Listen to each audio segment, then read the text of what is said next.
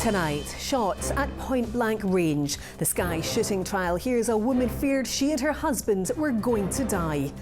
Also making the headlines, should MSPs be banned from serving in both parliaments? Stephen Flynn's plans to do just that could prompt a change in the rules.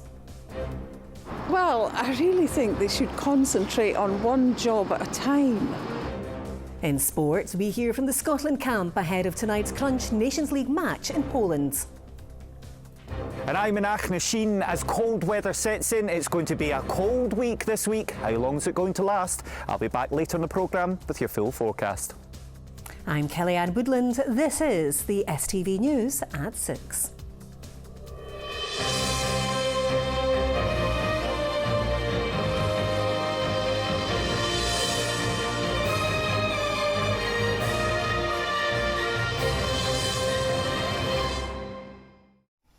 Good evening. A woman has told a murder trial she thought she and her husband were going to die after he was shot at point-blank range in Skye. Faye Mackenzie was giving evidence in the fourth day of the trial of Finlay MacDonald, who's accused of murdering his brother-in-law and the attempted murder of 3 others during the incident in August 2022. Our senior reporter Gordon Cree has the latest from the High Court in Edinburgh. Today, this trial heard from both Faye and John Mackenzie. Mr Mackenzie was an osteopath who had treated the accused, Finlay MacDonald, twice. But the court heard from Defence Counsel Donald Finlay KC that jurors would hear MacDonald had become fixated with Mr Mackenzie over damage he believed was caused by treatment given to him. Mrs Mackenzie today told the court that she thought both she and her husband were going to die during the incident at the village of Dorney in Wester Ross in August 2022. Finlay MacDonald is accused of murdering his brother-in-law John McKinnon on the Isle of Skye and the attempted murder of 3 other people, including his wife Rowena MacDonald. Faye Mackenzie told the court that on the day in question she was at home when she heard shouting and went to investigate and saw a man holding a long, thin gun. She said she went inside before a shot was fired. Through the window, she said the man was waiting for her and shot her in the face. She then told the court she went to the bathroom to escape. Her husband arrived and she described how he was shot at point-blank range. She said, "He was standing there, the man, and I thought, this is it. This is us going to be killed. But then my husband rose up and took the gun off the man." Mr Mackenzie was flown to hospital. He told the court today he had lost a kidney in the shooting, as well as sustaining other injuries. He said at the time of the incident, he told his wife, "Don't worry, he'll shoot me in the back once and then I'll get the gun off him." Finlay MacDonald denies all the charges against him and the trial continues. Gordon Cree, STV News at the High Court in Edinburgh. Going to bed hungry, missing vital meals and wearing school shoes that don't fit. That's the reality for hundreds of Scotland's young people as they face the extreme end of child poverty. As one of Scotland's biggest children's charities launches their winter campaign, they've told STV News there's a stubborn reluctance within the Scottish Government to tackle the worsening crisis. Vanessa Taff has more. Imagine waking up every day cold and tired. It's a horrible reality for hundreds of children across the country. Charity workers on the front line are supporting Scotland's poorest families with essentials. We've got wee children that are going to school with holes in their clothes, they don't fit. So we had this full, really full, and it's kind of half down. The demand for this service has soared alongside the daily cost of living. We families sleeping on a floor with 3 children on a mattress on a floor. So they need everything they can get. They're in high demand for, items for their house, clothing, food on the table, which they don't have. Across Scotland, 1 in 4 children lives in poverty. Now, in the poor areas of cities like Glasgow and Edinburgh, it's 1 in 2. Many of the families are facing the front line of the housing emergency, are dealing with debt or have poor health outcomes. And charities want the Scottish Government to step in, much like they did during the COVID crisis.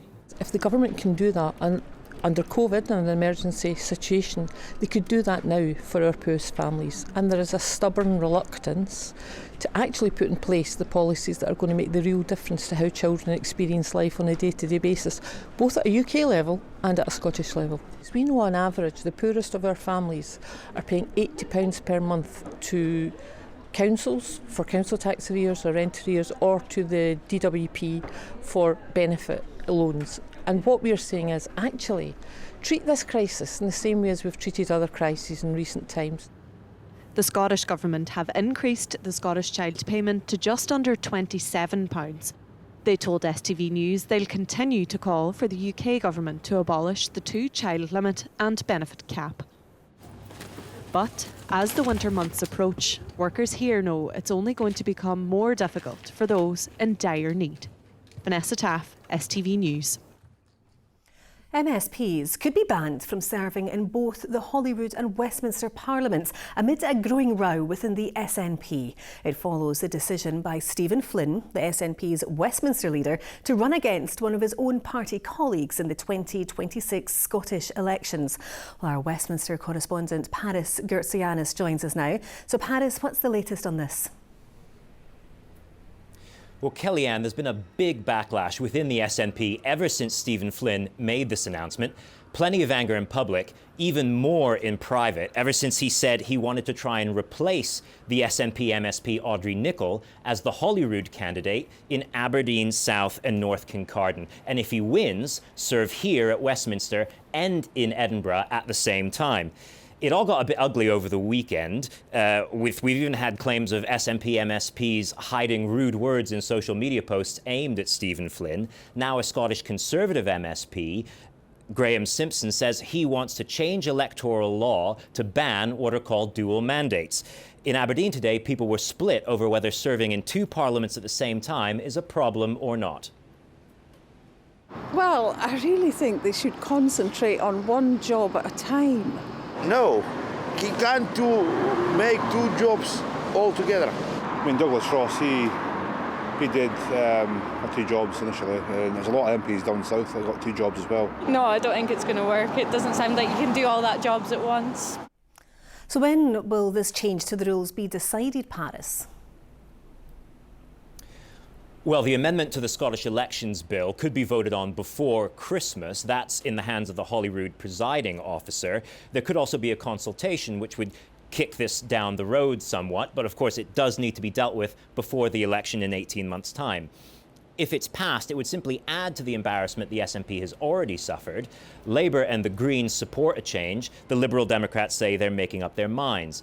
This is tricky for the Scottish Tories because, of course, their previous leader, Douglas Ross, he was an MP and an MSP at the same time too, but he wasn't the first. Alex Salmond did it and John Swinney did it, and others have served as councillors or as members of the House of Lords.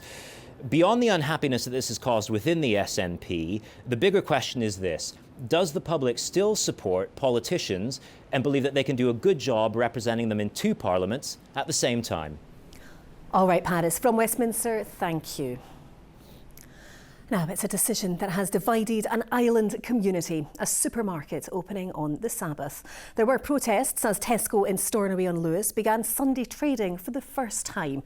The retailer says it's confident the decision, which includes reduced opening hours, is respectful. Oliver Wright has more.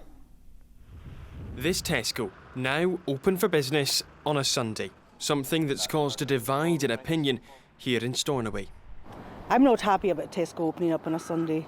I'm quite disgusted that they haven't listened to the views of the local residents. We're finally in the 21st century, and I'm a Christian, and I don't see anything wrong with having to pop to a shop for toothpaste. I'm not a big fan of the idea, but it's mainly not even necessarily for religious reasons. I just like having Sundays peaceful and quiet. This community has traditionally observed the Sabbath, with the majority of businesses shutting on Sundays.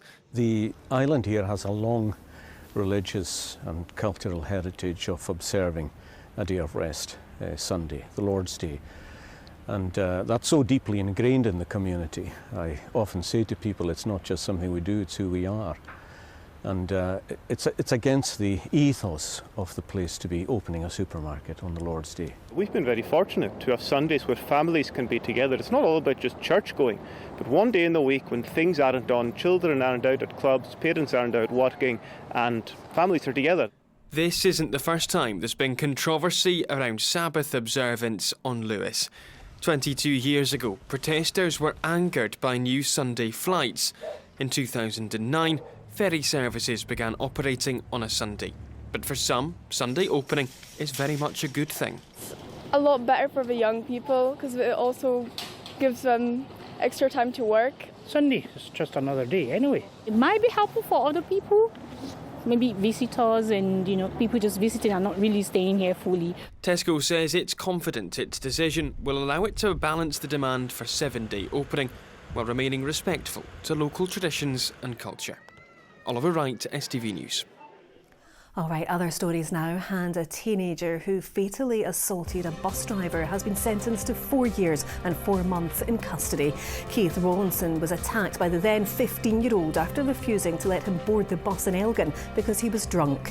The 58-year-old died of cardiac arrest following the attack. Edinburgh University has announced it's cutting back on staff due to financial pressure. The university is opening a voluntary redundancy scheme and said compulsory redundancies may be required. Now, the creator of the viral Willy Wonka experience has been placed on the sex offenders register for a year after leaving a woman traumatised by harassing her. William Cool repeatedly sent explicit pictures and messages to his victim. The 36-year-old blamed a decline in his mental health following the media attention for his conduct. From Glasgow Sheriff Court, here's our chief reporter, Sharon Frew. It's literally nothing. He was the man behind this now infamous event. Images and videos of the Glasgow Willy Wonka chocolate experience were shared hundreds of millions of times on social media. A documentary was even made. William Cool was forced to shut down the event in February and issued refunds amid claims it left children in tears. Truly, so sorry to everybody for, the sheer and utter disappointment. Today, Glasgow Sheriff Court heard of offences committed in the wake of this media storm. William Cool pled guilty to engaging in a course of criminal behaviour which was abusive. Between March and June of this year, he repeatedly sent explicit pictures and messages to a woman despite being told to stop. The matter was then reported to the police and Cool was arrested. The sheriff was told that William Cool had suffered from a decline in his mental health due to the significant media attention. He was accused of using a fake account and a number of different messaging apps. In one of the texts he sent to the woman, he said he was a wolf and his victim was his prey. Cool's defence lawyer told the court his client had been distressed by these proceedings and will never do something of this nature again. The sheriff placed the 36-year-old on the sex offenders register as his conduct was deemed to have had a significant sexual element to it. Cool was also sentenced to 120 hours of unpaid work. He will be under supervision for a year. Sharon Frew, STV News at Glasgow Sheriff Court. An awareness campaign has been launched to urge victims of sextortion to seek help. The Crime Stoppers initiative, called Fearless, aims to raise awareness of online blackmailing when adults and teenagers are conned into sending intimate images and then threatened with exposure. It follows the death of 16-year-old Murray Dowie of Dunblane, who took his own life after becoming a victim of sextortion last year.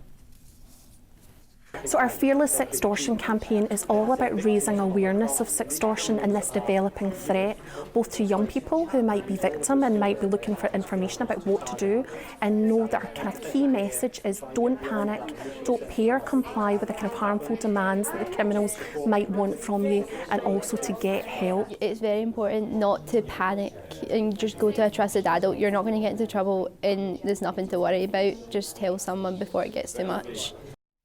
A man from Motherwell has appeared in court after a cannabis haul worth more than £6 million was found in Manchester. Craig Tomlinson was charged with being concerned in the supply of Class B drugs and appeared in court last week. Crack cocaine and heroin were also seized in the cross-border operation. Now, primary school children in North Lanarkshire are helping the elderly pick up basic tech skills, such as using iPads. The pupils from St Aloysius Primary in Chapel Hall have been showing the residents at Laurel Gardens Retirement Complex everything from taking pictures to making digital Christmas cards. Vidusha Tiwari has more. In the digital age, most everyday tasks require some technological know-how. But as gadgets continue to evolve, it's hard to keep up. These sessions are trying to bridge the gap between technology and the elderly. I'm loving it, but they know more about it than I do. They're great. They've got great patience with us. That's the main thing, isn't it? I hadn't a clue at anything. I hadn't a clue. All I could do was go into Facebook and things like that. But now she's opened my eyes to different things.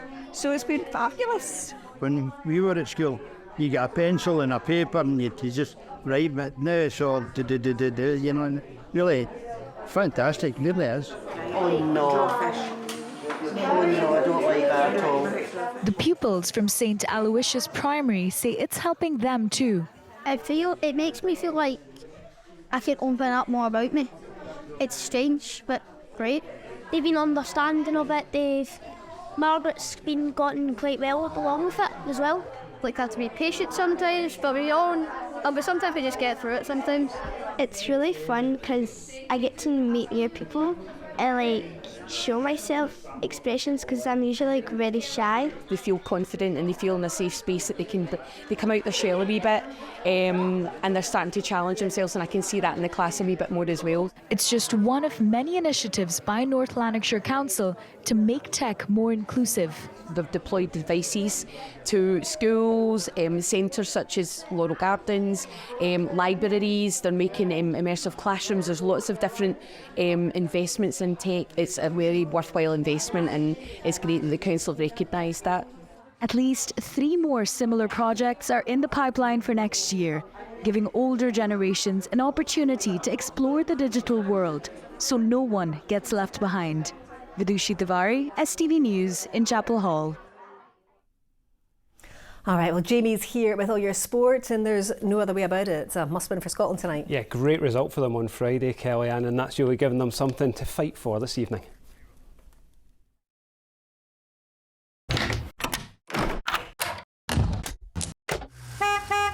STV Sport, sponsored by the C.R. Smith Black Friday event. Good evening. Steve Clarke says he's only interested in trying to win a game of football tonight, and he'll leave the permutations for others to worry about. Scotland need to win in Poland to avoid automatic relegation from Nations League A, but a victory in Warsaw combined with favourable results elsewhere could be a World Cup qualifying boost. Here's Chris Harvey. It doesn't matter where you're seeded, it matters that you get the results at the right time in the qualification process, and we've shown over the years, or certainly in my time, that we can do that. So that's what we'll concentrate on as well. In terms of seeding, there's not much we can do about it. We can only win the game tomorrow and see what happens. Some things are simple. Scotland need to win to avoid finishing bottom of our group and plummeting out of Nations League A. A defeat for Croatia in their final match, depending on the scoreline, could help Scotland when it comes to the draw for the World Cup qualifiers. Forward, they want to cause the opposition problems. People will look at the game against Portugal and think 5-1. They got hammered, but they didn't. They were very good in the game, first half especially, very good. And the game sort of got away from them with a counter-attack from a Poland corner and a soft penalty decision, and suddenly the game's lost. But they're a good team. We expect a tough challenge. I'll just try and do what's best for the team and do what I'm good at, and if one of my actions leads to winning the game, then that's great. But we've got a team full of players who've got quality and who've really experienced and they know what they're doing. So if it comes through me, great. If it comes through one of the other lads, also great. Gregor Townsend says Scotland will face the strongest Australia team they've fielded all year when they bring down the curtain on the Autumn Nations series this weekend. Meanwhile, after becoming Scotland's youngest player in more than 60 years, teenager Freddie Douglas says his rise to the national team has been a crazy experience. Untouched. With 9 tries scored, a largely second-string Scotland side dispatched Portugal 59 points to 21 at Murrayfield. A huge step up in quality now awaits as the free-scoring Wallabies head to Murrayfield, hot on the heels of thumping wins over England and Wales. this will be the strongest Australia team that they've put together all season. Like Australia had gone back to some of the younger players over a period. They've gained in confidence and had test experience. Now they've got some quality players back. They'll be a huge challenge. Saturday gave supporters a potential glimpse of the future as 19-year-old back row Freddie Douglas made his debut, the youngest Scotland cap since Donald White in 1963. So surreal, obviously, like playing and training with like my heroes growing up. It's all been a bit crazy, but yeah, just crazy. But they've all been so welcoming, and it's not felt like I'm the youngest or that I'm not meant to be here. It just felt so welcoming and special. Douglas will run out for Scotland A against Chile at the Hive Stadium on Saturday as Townsend builds more experience around his squad. But expect to see Darcy Graham chasing more tries on Sunday against Australia after going joint top of the all-time try-scoring record alongside Duhan van der Merwe. He's electric, isn't he? Like, he's so good. When he picked up the ball, when he scored, I kind of had a feeling that he was going to go straight through and score to the post. So maybe a shame we couldn't feed him for one more, but I think that's the record tied now, isn't it? Yeah, record tied now. So we'll see if they'll be fighting it out next week. Well, after finishing 7th at the weekend, Robert McIntyre's moved to a career-high world golf ranking of 15th to end his season. And that's all the sport from me for this evening.